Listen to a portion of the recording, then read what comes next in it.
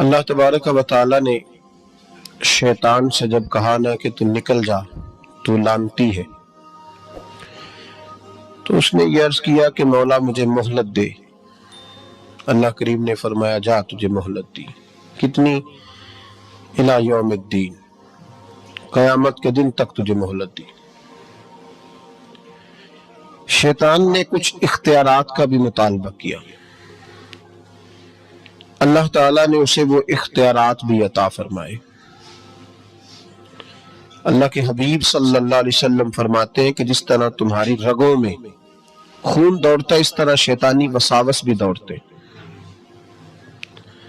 اور شیطان کی قوت کا، اختیار کا یہ حال ہے کہ الشیطان جاسم علی قلب ابن آدم۔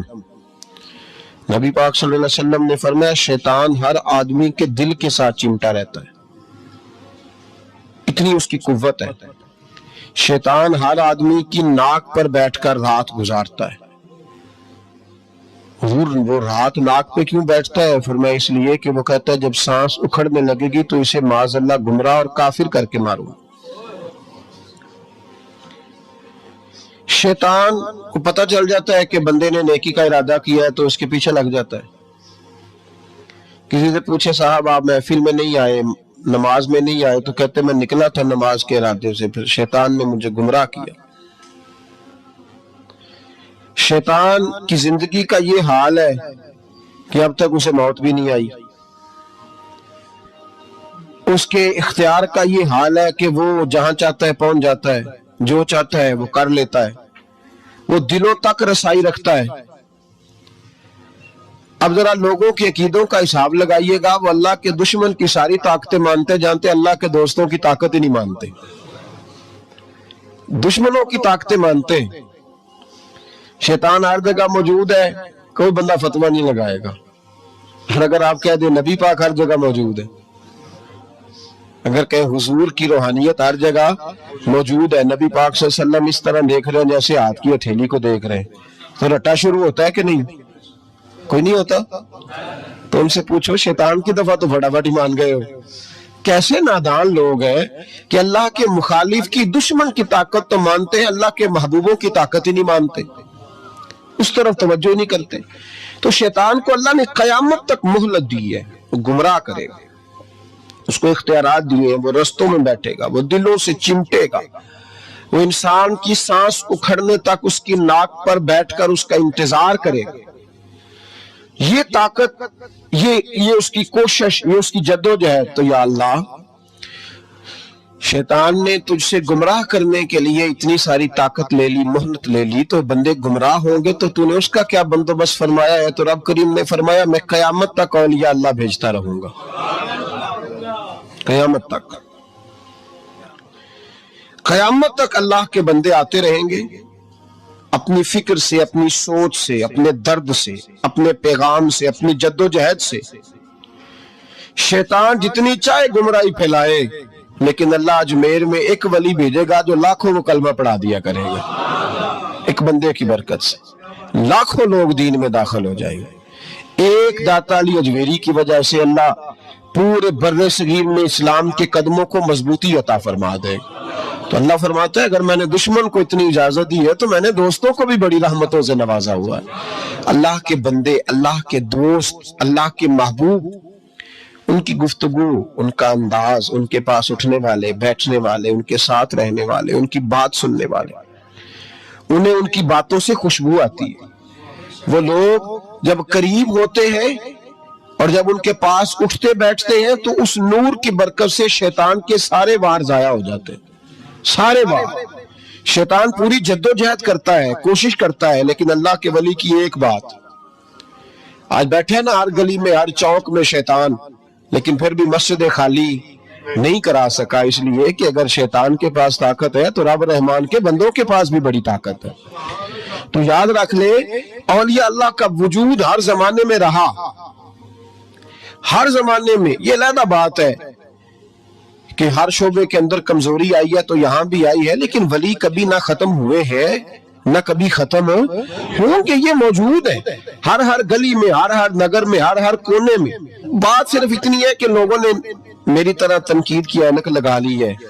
ہم لوگ زاویہ نگاہ نہیں بدلتے، ہم زاویہ نظر نہیں بدلتے، ہم کمیاں دیکھتے ہیں، شر دیکھتے ہیں، خیر نہیں دیکھتے، ہم غلبہ نہیں اپنی طبیعت پہ عقیدت کا ڈالتے، اس لیے ہمارا نقصان ہوتا ہے۔ اور یہ بھی شیطان کا وار ہے، یہ بھی شیطان کا وار کہ وہ ہمیں کسی اللہ والے کے قریب جانے نہیں دیتا۔ تو یاد رکھیں، نبی پاک صلی اللہ علیہ وسلم کی امت کے جو اولیاء ہیں، ان ولیوں نے ہر زمانے میں ڈٹ کر شیطانی قوتوں کا مقابلہ کیا۔ نبی پاک صلی اللہ علیہ وسلم کے بعد آپ دیکھ لیں، ایک شخص ایسا ہوا ہے جس نے لاکھوں لوگوں کی ہدایت کا وہ بندہ ذریعہ بن گیا۔ امام جعفر صادق سے لے کر امام اعظم ابو حنیفہ تک، اور امام اعظم ابو حنیفہ سے لے کر امام شافعی، امام احمد بن حنبل تک، اور پھر حضرت جنید بغدادی، حضرت سری سختی، حضرت سیدنا معروف کرخی، اور سب سے بڑھ کر محبوب سبحانی حضور غوث پاک جیلانی رضی اللہ تعالیٰ۔ آپ کبھی ان لوگوں کی فکر کو سمجھے، ان لوگوں کے مزاج کو سمجھے۔ ان کی باتیں ایسی ہوتی تھی کہ ایک ایک جملے سے دلوں میں انقلاب برپا ہو جاتا تھا، ایک ایک بات سوچ کے زاویے بدل دیتی تھی، افکار اور نظریات میں تبدیلی آ جاتی تھی۔ وہ علیحدہ بات ہے کہ سارا رٹا 11ویں کا رہ گیا ہے، لوگ سمجھتے ہیں 11ویں اصل ہے، اسی پہ مناظرہ، اسی پہ۔ اور یہ بھی مخالفوں کی سازش ہے کہ وہ بزرگوں کی کچھ باتوں کو مناظروں کا رنگ دے کے ان کی اصل تعلیمات سے لوگوں کو دور کر دیتے۔ 11ویں تو ایک مستحب فعل ہے، 11ویں یعنی کرائے تو ثواب ہے، کوئی نہ کرائے تو گناہ۔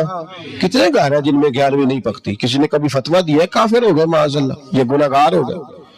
11ویں، اور جو پکانے والے ان سے بھی ایک گزارش ہے کہ 11ویں مستحب ہے، اس کے لیے مسجدوں میں اعلان نہیں کرنے چاہیے، اس کے لیے فجر سے پہلے سپیکر نہیں کھول جانا چاہیے کہ سارا محلہ چندہ دے 11ویں پکانی، یہ مستحب فعل ہے، اور مستحب کے لیے سوال کرنا منع ہے، منع ہے سوال کرنا۔ اعلیٰ حضرت نے لکھا ہے کسی نے عمرے پہ جانا ہے، دل تڑپ رہا، پھر بھی اس کے لیے سوال کرنا منع ہے، کسی کو کہہ نہیں سکتا کہ میں نے جانا ہے۔ حالانکہ نبی پاک کے روزے کی حاضری اگر کسی نے ایک دفعہ بھی نہیں دی، اعلیٰ حضرت فرماتے ہیں حضور کے روزے پہ جانا امت کے لیے واجب ہے۔ تو اس کے لیے جب سوال کی اجازت نہیں تو مستحب کام کے لیے لوگ سویرے سپیکر کھول لیتے اور جناب گلے لگے ہوئے ہیں یہاں 11ویں کا حصہ ڈالو، تو 11ویں کا یہ مقصد نہیں۔ لنگر شریف تبرک ہے، برکت ہے، شفا ہے، سارا کچھ ہے، لیکن اس کے لیے سوال کرنے کی اجازت نہیں ہے۔ اپنی مرضی سے کچھ لوگوں کو توجہ اگر ہے اور وہ مل کے کوئی ایسا بندوبست کر لیتے ہیں تو اس میں منع نہیں، لیکن اس کو جو اس کا شریعت کے اندر درجہ ہے اس درجے میں رکھا جائے، اس میں مناظرے ہوتے ہیں، بحث ہوتی ہے۔ حالانکہ 11ویں اصال ثواب کی ایک قسم ہے، 11ویں اصال ثواب کی ایک، کل شریف بھی اصال ثواب ہے، 10واں بھی، 40واں اصال ثواب، یہ ساری قسمیں اصال ثواب کی ہیں۔ آپ کل شریف کہتے ہیں، ہندوستان والے تیجا کہتے ہیں۔ ہم اپنی سہولت کے لیے کل شریف کا ختم جا کے چوتھے دن بھی رکھ لیتے ہیں، کبھی کسی عالم نے کہا نہیں ہوتا، کیونکہ مستحب ہے، اس کے لیے تعین وقت صرف سہولت کے لیے کیا جاتا ہے۔ تو 11ویں ایک اصال ثواب ہے۔ بہت سارے لوگ 11 ربیع ثانی کو کرتے ہیں، بہت سارے 12 کو کرتے ہیں، 14 کو کرتے ہیں، اور ہمیں محفل میں جانے کا موقع ملتا رہتا ہے، سارا سال ہی 11ویں پکتی رہتی ہے۔ لوگوں نے اپنی سہولت کے لیے وقت رکھا ہوا ہے، کسی نے 17 تاریخ رکھ لی ہے، کسی نے 18 رکھ لی ہے۔ تو غوث اعظم رضی اللہ تعالیٰ عنہ کی جو اصل چیز ہے وہ ان کی کرامت ہے۔ پھر ہمارے ایک اور بحث چلتی ہے کہ اللہ کے ولی کچھ دے سکتے ہیں کہ نہیں دے سکتے، اللہ کے ولی کچھ دے سکتے ہیں کہ، میں نے پہلے کہا ہے شیطان دے سکتا ہے، گمراہی پھیلاتا ہے۔ کبھی کسی بندے نے فتویٰ نہیں لگایا کہ مولانا یہ آپ کیا کہہ رہے ہیں، حالانکہ کسی بندے سے بھی پوچھو نا، وہ کام سارے خود کر رہا ہوتا ہے، ڈال شیطان پہ رہا ہوتا ہے، وہ فارغ ہو جاتا ہے، کہتا ہے اس نے مجھے کرنے نہیں دیا۔ وہ خدا کے بندے تو قدم تو بڑھا، تو رب رحمان کا بندہ ہے، اور اللہ کے بندے شیطان سے طاقتور ہوتے ہیں، تو آگے بڑھنا، تو اس پہ کھاتے میں ڈال کے چپ کر گیا۔ اللہ کے ولی بڑا کچھ دیتے ہیں، اور جو اللہ کا ولی، سنو جملہ یاد رکھو، جو رب کریم کا بندہ دل میں رسول اللہ کی محبت ڈال دے، اس سے زیادہ بھی کوئی نایاب چیز ہو سکتی ہے؟ جس نے تیرے دل میں مصطفیٰ کا پیار ہی ڈال دیا ہے، تو ابھی تک کہہ رہا ہے ملتا ہے کہ نہیں ملتا، तुझे मांगने का तरीका नहीं आता, वरना वहां से तो सारा कुछ ही मिलता है। उसकी वजह क्या है? करामत है क्या? अल्लाह का वली किस तरह देता है? अल्लाह का वली अल्लाह से लेके देता है। और बात सिर्फ इतनी है कि उसे अल्लाह को मनवाना आता है। अल्लाह के वलियों को, अल्लाह को, ये नबी पाक क्या करेंगे? ये शफाअत क्या है? हुजूर क़यामत के दिन क्या करेंगे? अल्लाह को मनाएंगे। हुजूर फरमाते हैं मैं अल्लाह को, शफाअत का मफहूम क्या है? हुजूर सैयद आलम सल्लल्लाहु अलैहि वसल्लम फरमाते हैं जब अल्लाह कुर्सी अदालत पे बैठेगा जो उसकी शान के लायक है, अगरचे वो बैठने से पाक है, जब वो फैसले करेगा तो फरमाते हैं मैं सर सजदे में रखूंगा, मैं रोऊंगा, मैं अल्लाह को मनाऊंगा। मैं जब रोऊंगा तो मेरा रब कहेगा महबूब सर उठा, तो जैसे कहेगा वैसे ही हो जाएगा। तो बात ये है कि अल्लाह के बंदों को अल्लाह को मनाना।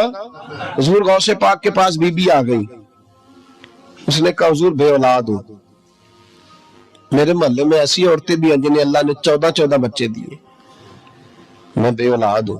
औलाद बड़ा मीठा फल है, तो मेरे आंगन में अगर एक फूल खिल जाए तो मेरे घर में भी खुशबू फैलेगी, मेरे घर में भी कोई बच्चा रोएगा तो मेरा घर भी रौनक वाला हो जाएगा। तो हुजूर मेरी सास अब कहती है रखना नहीं, इसे तलाक दे देनी है। मेरा खावंद मुझे कहता मैं मजबूर हूं, मैंने बड़ा अरसा तुझे निभाया है, तो हुजूर मैं गरीब हूं, मेरे पे नजरे करम हो जाए, मेरे लिए दुआ करे, मेरा मालिक मुझे एक बेटा दे दे। यूं हाथ उठाएगा उसे आजम ने, कहे अल्लाह तेरी बंदी तेरा बंदा समझ के आई है, क्या लफ्जों का हुसन है, क्या जुमलों की तासीर है।